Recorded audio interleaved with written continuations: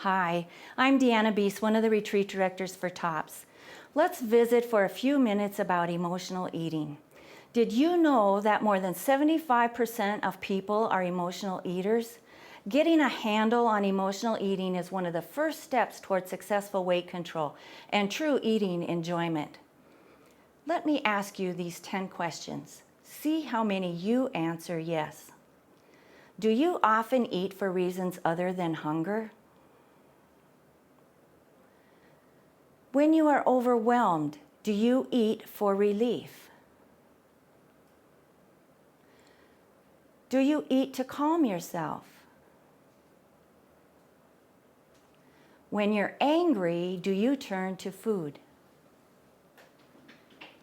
Whenever things feel out of control, do you eat more?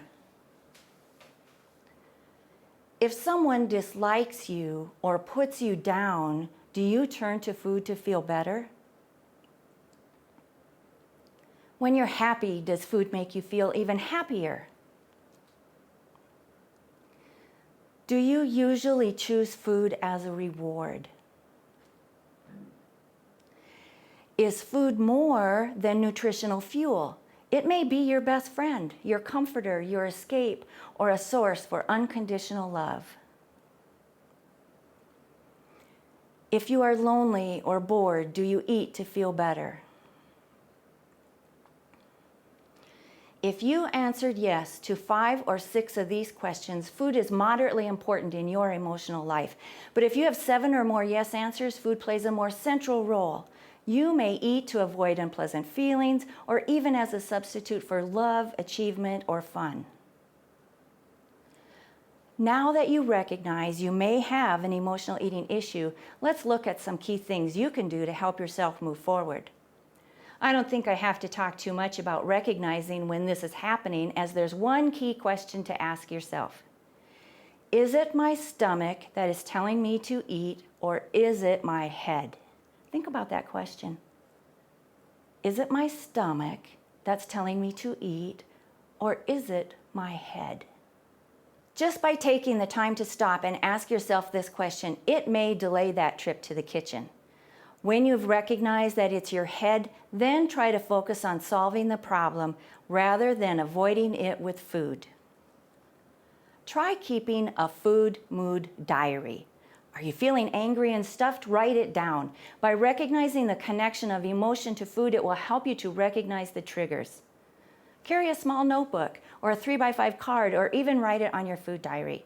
Soon you may see consistencies in your eating patterns, and that will help you to make a correction. Have other activities ready for boring afternoons or evenings or other dull times. Being prepared is another one of the keys.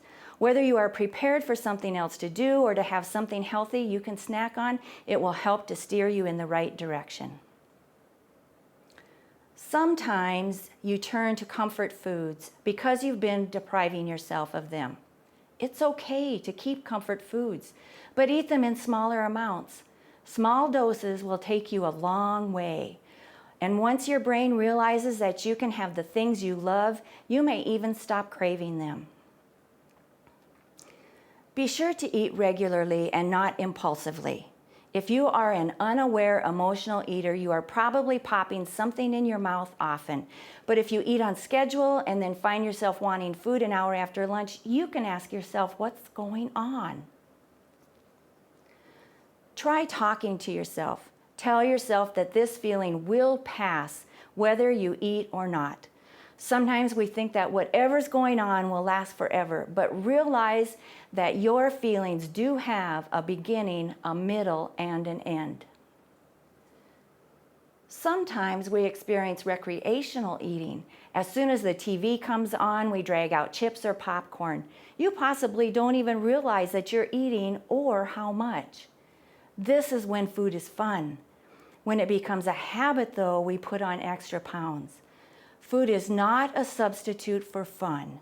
Keep on playing or enjoying your program for what it's all about, minus the food.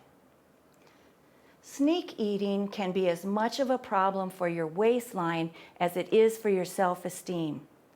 Jot down day by day what you ate in private. Simply monitoring and not judging or criticizing makes you more aware of what you are doing. Oftentimes we don't even realize it, and this will help you be aware and make it easier to cut down on the frequency. If the sight and smell of food sends your emotions racing, try this. 2 minutes before the meal, sit in your chair quietly and take 5 or 6 long, deep breaths. Let yourself feel relaxed. Right before you eat, think about where your food came from and the labor that went into the preparation, and appreciate the fact that it's going into your body to nourish you. Midway through your meal, take another minute. Stop eating and take 5 deep breaths and sit quietly for just a moment. You might even realize that you are no longer hungry. About 10 minutes after you've finished eating, take 1 more minute to do another series of deep breaths. Focus on the physical sensations the food might be causing in your body. Use this as an indicator of how the food made you feel.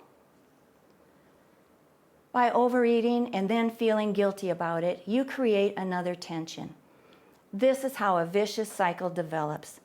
Take control of your emotions and know that you are stronger than the feeling. Breaking patterns of emotional eating will leave you free to experience your true feelings, to more easily reach and maintain a healthy weight, and to enjoy your food to the fullest, even the occasional goodie, without guilt or fear.